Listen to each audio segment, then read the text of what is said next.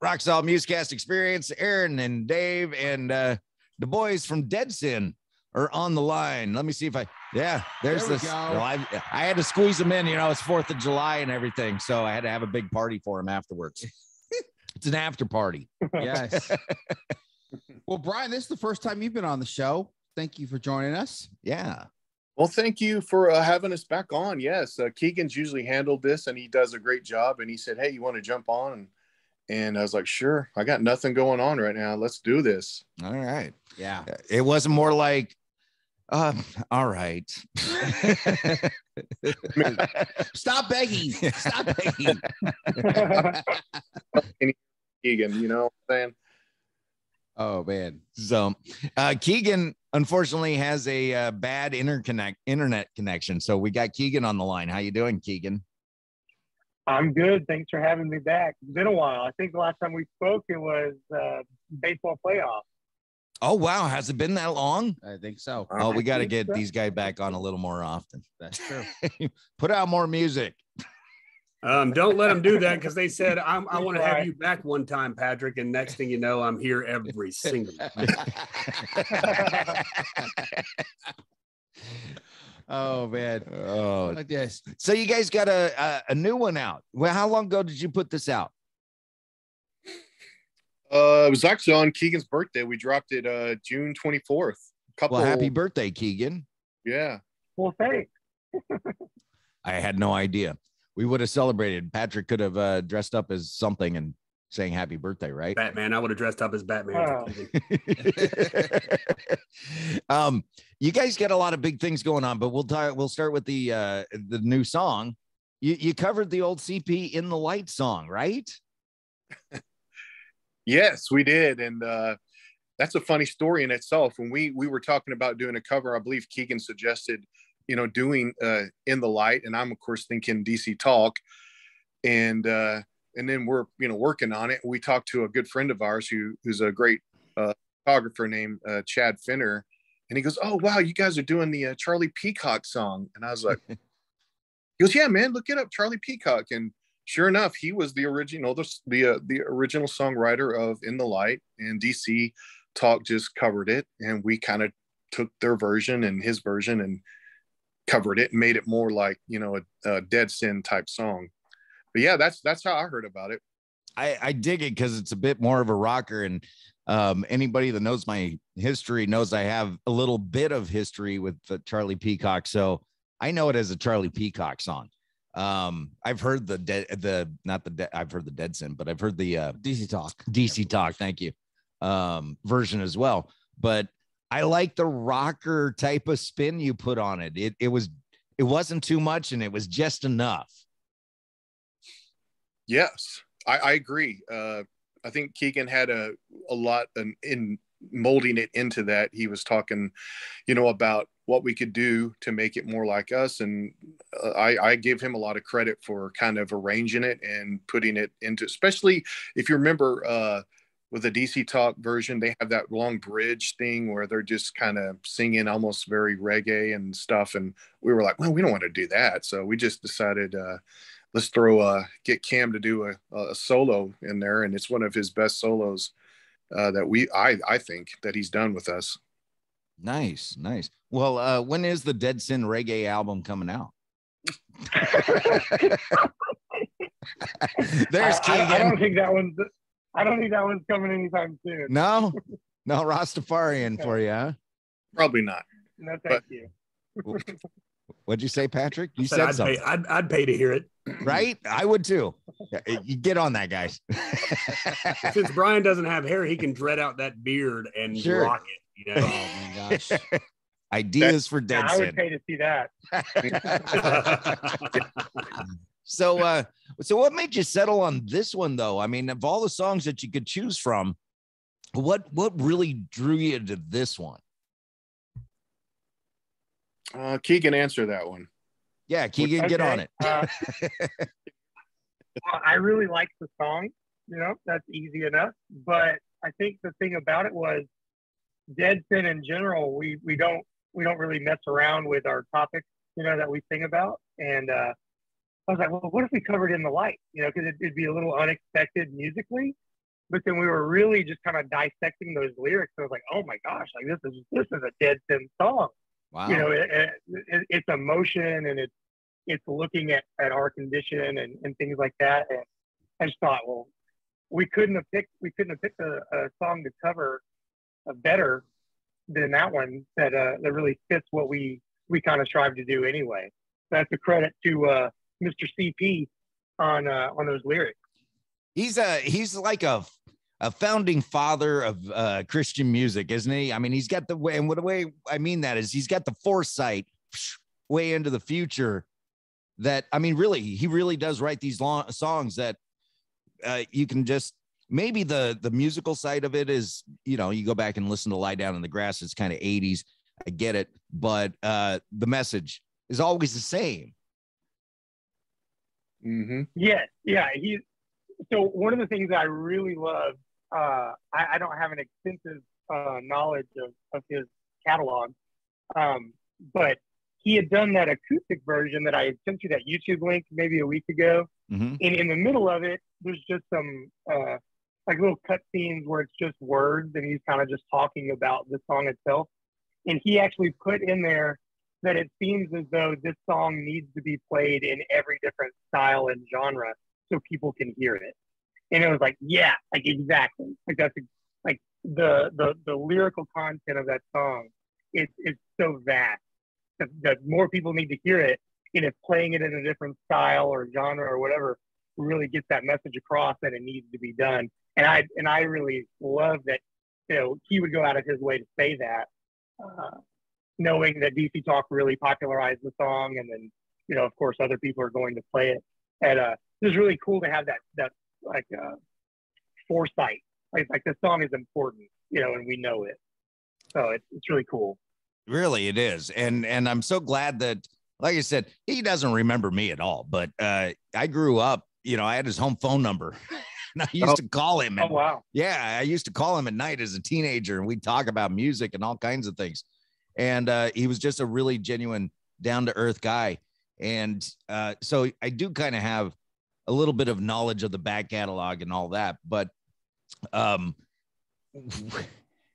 it's great that he took you guys took this song and just, you heard it and went, that's a Deadsin song, right?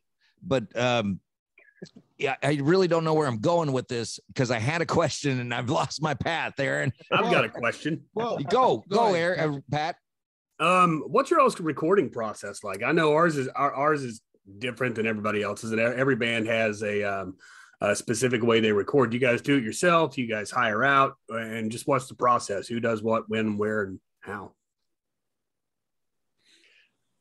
We do it ourselves, and our dear leader, Keagan, that's his nickname. One of his many nicknames in the band is the guy that does it all, really. And, you know, we set up, and I'll let Keagan take it over from there. I mean, to get really more details, but it's really us, and it gives us a lot of flexibility. You know, it's cheaper, you know, go find somebody that's going to be reasonable. It's very difficult because you know that what I find in all bands, not to mean you have to be Christian bands, is just the quality of production. You know, you don't want something that sounds like a demo that you just did, but then you can't afford, you know, $1,500 a song or somebody. Right. Well, I tell you what, the mix on that in the light, it is amazing. I mean, everything's in its pocket right where it needs to be. Everything's scooped where it needs to be, just to place everybody in their individual, I call it a sandwich, each in their individual spot of that sandwich to make it a full, amazing tasting yum-yums. So well done. Well done. So when you put the song out there, make sure that you put on there, Patrick Rivers says yum yum. Yum-yums. Yeah. No, that's 5 stars. Hey, I'm gonna put that on my wall. Yeah. Great tasting yum-yums is Deadsin's an official review. Yeah, there you go. Yeah. Hey, Keagan, do you mix? You mix everything and master everything? Yeah. So the last 2 songs we put out Sovereign back in March, and then we put out In the Light, obviously last month, and we decided to just start doing it all in-house. And yeah, so I do it all. I get all the input from the guys and then some other people I trust on the outside, bounce some ideas and thoughts and stuff off of. But yeah, ultimately and unfortunately, the buck stops with me. Yes, regardless unfortunately, if it's yum yums or not, you got to eat it. So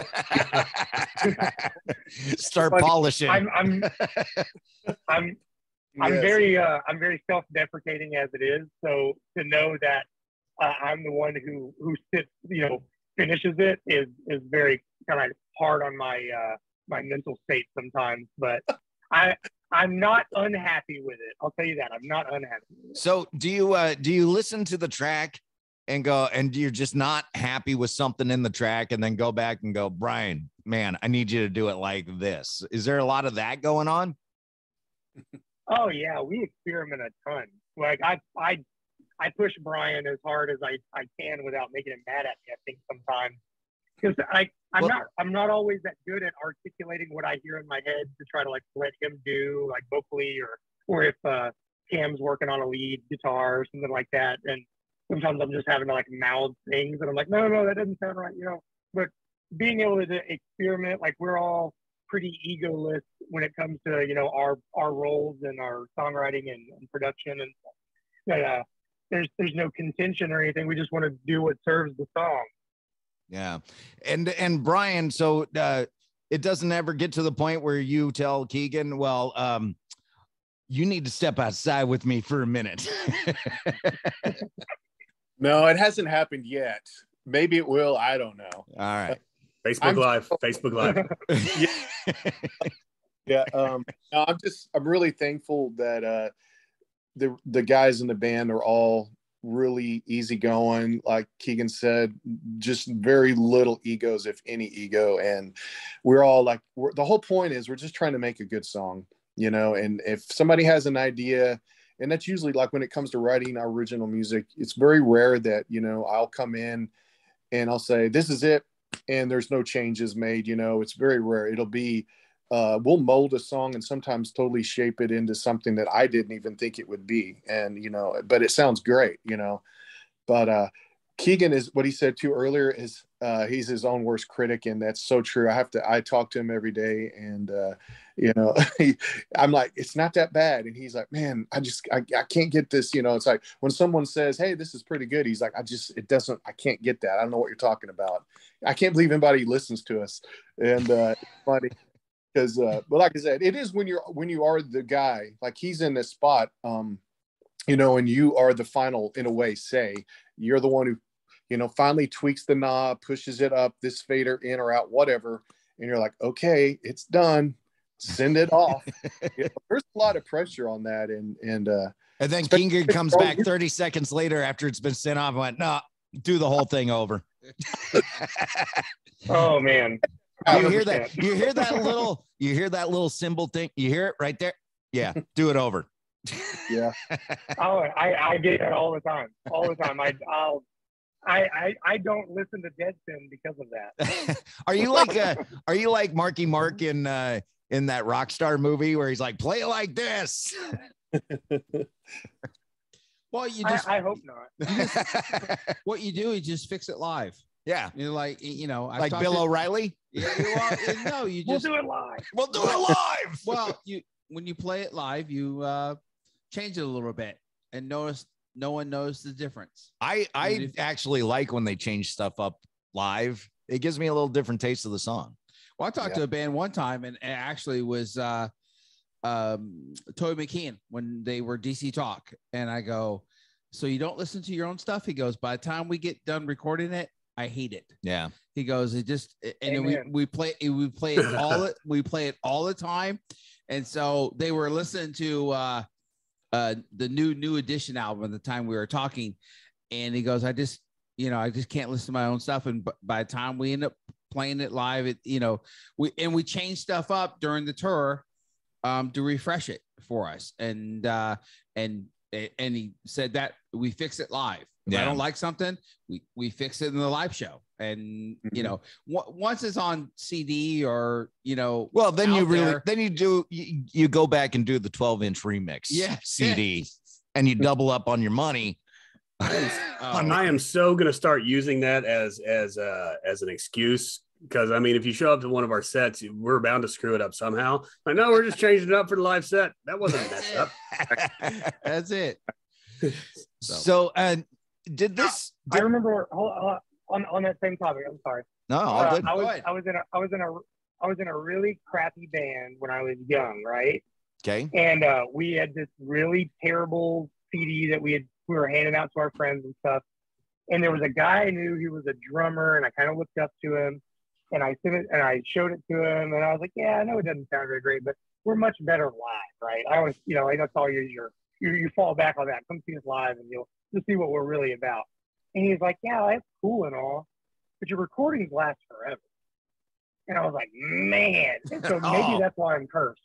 Maybe that's why that was the birth of his OCD. Aaron, we got to get Keagan together with Steve Griffin. That's the kind of recording artist he is. Oh yeah. Yeah. Total. Well, it took him 30 years to put out an album. So that's what a perfectionist he is, right? Yeah. Wow. We're talking about Steve Griffin from Vector. Well, I say you've outdone yourself. I applaud you. Golfers clap. Deadsin, I dig the new one. Are you guys working on an EP or an album or anything like that? Yes and no. Yeah. Okay. In between coaching baseball, right? Yeah. But the thing with the EP and the album is every time we say, yeah, let's do that, we change our mind on a certain song or an idea. And I don't know. I'm sick of putting like expectations. I would rather just keep writing songs that we enjoy, and hopefully other people do as well. Yeah, man, it's one of those things where we keep saying, we kind of set a tentative, like a date, which is not smart, but maybe it is smart. I don't know, but we'll say, okay, we're going to do an EP, and then, let's do an album. No, let's go just do an EP. And because we have how many songs do we have? We probably have 10 to 12 songs that we could play live. But we've only released 6 now within the light. So we have a really good stuff, and we feel they're really good songs, and they're different types of songs, but it's just, we got to get the time to get together and, track it all, since we are doing it ourselves. And there's a blessing and a curse to that, I think, because the curse is if you buy studio time or go to whoever, you're on a clock and you're on a budget. So you got to make sure you know what you're doing and get those songs done and get it be prepared, go in, don't waste their time or your time. And then, but when you do it yourself, you're kind of like, we'll get in there and do it. And, oh, hey, and this is the problem I have is I'm always writing stuff, and I'm always, hey guys, I got a new song. Check this out.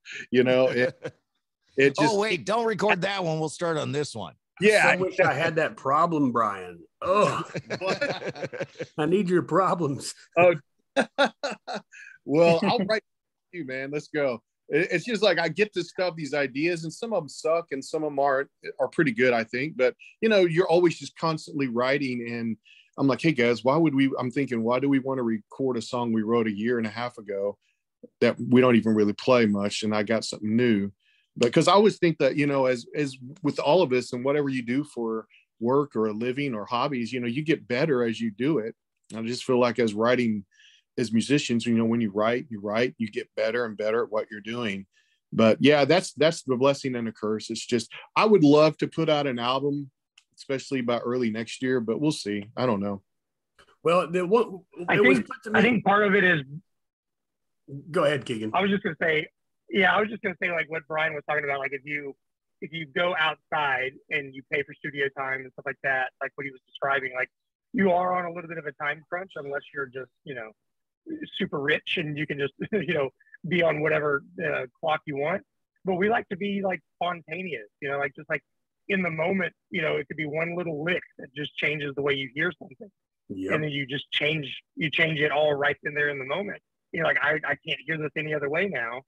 But if you only have your idea of the demo going into a studio, you're pretty much only going to record that version. just in whatever you consider like, you know, the finished product. There's not a whole lot of experimentation or being spontaneous in that. So I think that's one of the benefits of just being patient and doing it yourself. You can really just rock through every different variation of what you're working on. Right. Well, somebody put it to me and I really took it to heart because I was in the same mindset. It's like, these songs are so old. Why do I want to record them? But they said, what is old to you is brand new, because we're relatively unknown. I mean, nobody knows. Oh, come on. You're being modest now, Patrick. Yeah, it's that false humility, sure, because people are banging down my door saying, come play. Right. But what's old to us is brand new to the guy or the girl who listens to it for the first time. And so that really, I've really packed that around and carried it. But like Keagan was just saying, we record our own stuff too. And yeah, you get in there, and my bass player, he does all our engineering and stuff like that. And he'll come in and be like, listen, I've been listening to this for like the 90 millionth time, and I heard this. Let's try it and see if it works. So it sounds like you guys are on the same thing, but I mean, record them old songs, man, and get them out. Get them out. You never know whose life you're going to change with something that you were in the moment with. And Bryan, you sound like you're grinding all the time anyway. So, I mean, I can't wait to hear some more of that lyrical content, brother. Thanks, Patrick. Yeah, man, I really have no social life, so I'm kind of a loser. I just said no rock star ever. Yeah. Like, I'll be at work even, and it's like, oh, here's a nice little idea. And then, you know, it just, and I know you guys, you know, Patrick, you too, it's like when you kind of get in the, you get in the groove and everything is just flowing, and you could throw out, you know, 3 or 4 ideas in a couple of weeks, and you're just really on a roll. And then you can go through a spell of 3 or 4 months where you can't even come up with something, you know. It's just, that's the curse, I think, of a musician type, or anybody, a creator of some kind, is you just go through dry spells. And so when it's flowing, I try to get it down and just use my little GarageBand app and just, yes, and then like present it to the guys whenever we're looking for something or feel like this is a good time to do it, you know, because I'm sure, Keagan, you don't have to answer this honestly, but I'm sure you get come on, Keagan, lie. Hey man, check this out, you know. Hey man, here's another, I think this could work, you know. And I know he gets probably a little irritated. He's like, dude, we got like 8 more songs that you know, we hadn't even started. You keep giving me new stuff. Oh, he's lying. I tell him send anything and everything. I feel tension here. No way. We're gonna talk after the show. Yeah. Last time I invite you, Bryan. Take right. it all. Yeah. I'm taking my scarves too. Hey, so what's your all's live show schedule look like for the rest of the year?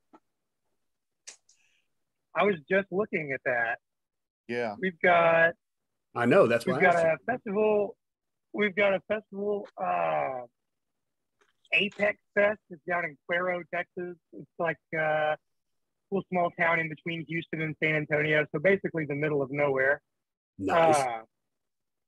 Chains Unchained, obviously, that's what we've been talking about. We're playing a local show with Relent and a couple other local bands here in Fort Worth. We don't play Fort Worth very often, so that should be pretty fun, even though that's our backyard. And then another local-ish show in September, and then Rockin' the River, October 1st. Going out to Tony Mark's out there in Arkansas, aren't you? Yes. Yes, sir. Yes, sir. We're excited for that one. Rockin' the River, isn't Saving Jackie on that one as well, or am I thinking of something else? They're on Chains. They're also playing with us in Cuero. It's at Apex, so that'll be fun. Cool. Hey, what is it with Texas, man? That is like a honey hole for amazing musicians. Like all I ever hear about. I live on a thing called the Country Music Highway Cafe. Don't ask me. It's terrible. My hometown. That sounds like a Grand Ole Opry type of PBS show that, you know, your dad used to watch. My hometown is literally the home of Billy Ray Cyrus, so you guys can thank us for that product of nasty. So I get to sue you for my achy breaky heart. Right. Yep.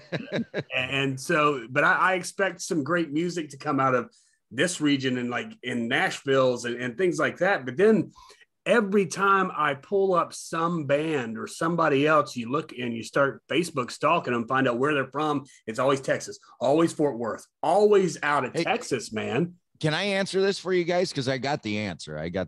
They're all leaving California. All the musicians are leaving California. Thanks, Gavin. Get out of here. No, but you guys are in it's like it's a magical place. The inspiration is just everywhere for you guys. That's amazing. I envy you. Not just because the beards. I will say we do have some great musicians around here, but the thing that so I've thrown a few shows over the last year or so as a show event runner and all that stuff, and the thing that gets me is for all the talent that we have, like even if you just spread the border a little bit into Oklahoma or Arkansas or whatever, we've got this huge region of musicians and we cannot get people to come to shows. I don't know if it's a post-COVID thing or what, and not even not Deadsin specific, because if there's one person there, like, well, let's go. But like bringing in bands that we all kind of like look up to as like not idols, but like something you would strive to, like their level, that you would strive to be at, or your peers, like bands like Spoken or The Protest or Disciple or whatever. And like when I was younger, I'd go to shows every weekend, and I'd find $10 somewhere so I could get in the door. And that's just like that whole mindset is just kind of gone. I mean, it's pulling teeth to get people to come enjoy live music. We're not asking an arm and a leg. We just want to have a good time. Right. Yeah. You guys actually stolen a guy from my hometown here, Matt Neese. He used to be in a band in that Fort Worth area called Mellovine, and they were getting and it's a secular band, but they were getting a lot of traction before, I guess, egos or whatever got in the way. But you guys got a huge scene down there in Fort Worth. Yeah, I would say that, like you said, when you break it down and you look at the whole state, it's a big state. But like San Antonio's got a lot of bands coming on, Houston, Dallas, Fort Worth, Denton. But like Keagan says, the problem is, and this is actually true in the secular scene from going back when I was in a secular band 5 or 6, 7 years ago, is the original music market is just crashing. It's all about tribute bands and cover bands, and we've got about 4 Motley Crue cover bands, 3 Guns N' Roses cover band. Someone even started a Creed cover band. I don't even know who's showing up for the Creed cover band. Scott Stapp. Yes, Scott Stapp. These guys are really good. It's crazy. It's just that's where the money goes. There's still a lot of younger, the under 25 crowd who are the hardcore. There's always going to be the metal scene, underground metal scene, and those kids and stuff. But it's just overall like hard rock, mainstream music. It's just really difficult. Even when big bands come through here, it's just not always a sellout. I don't know. DFW is where we are is just not a great area for that kind of stuff, and it's kind of showing. And like Keagan says, we're trying to play churches and stuff, and it's still hard to get people to come out. And maybe it is a COVID mindset of just not wanting to get out. People got used to staying home. I don't know. I don't know. Or maybe Kentucky, bro. So yeah, maybe it just wasn't locked down like we were in California, because if there's a show out here now, there's people at it. Yeah. Huh. And you guys weren't locked down quite as hard as we were. No, we weren't. Definitely not.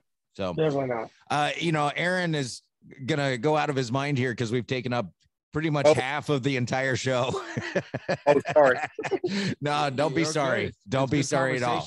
We always love having you guys on. I do have one question. Is there a 3 Days Under Deadsin collaboration in the mix here? Because I kind of feel the chemistry coming together, man. Dude, I'm all about it. If I could just be in the room with those beards, we'll get something done. I mean, I'm telling you. I'm not even joking. I think you put Deadsin together, Aaron, with 3 Days Under, you get a solid Seether song out of it. Seether song. dude. I'll take it. Yeah. I would. That's what I think. You mix those, yellow and blue make green. 3 days under, Deadsin makes either. The problem is they would start recording tomorrow, and then like 2 years later, they finally put it out. No, it doesn't sound right. No. Yeah. Tweak this. And I hate that guy, Patrick. Absolutely. So as we wrap this up, what's upcoming for Deadsin? You've talked about your live shows, new single, in the near future. Maybe we've got some talks with maybe a special guest that we're going to put on one.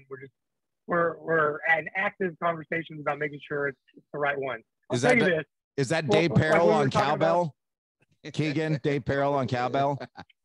Is that the special guest? No.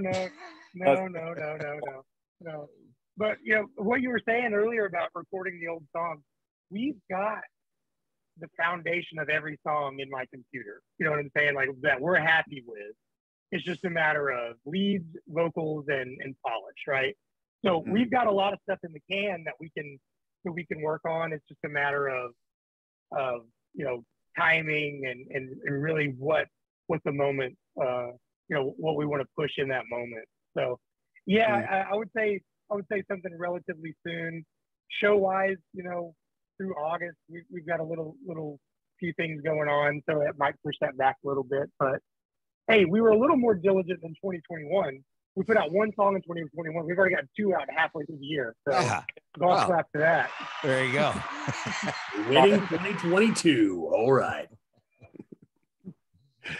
All right, guys. Well, find Deadsin on all the socials, right? Deadsin Band, I believe is what it is, right? Yes, sir. Yes, sir. Yeah. I remember, Darren. Yeah, great job. Yeah, Deadsin is one word too. So sometimes people type in dead as 2 words, but Deadsin, 1 word. Deadsin, Deadsin. That's right. Right. All right. So go check out the new song. It's on Spotify or wherever you stream at. It's a cover of In the Light, and it's Deadsin has made it entirely their own. So good job, guys. Thank you. Thank you very much. All right. Well, Keagan and Bryan, thanks for coming on the show. It's the Rock Salt MUZKAST experience. Thank you, guys.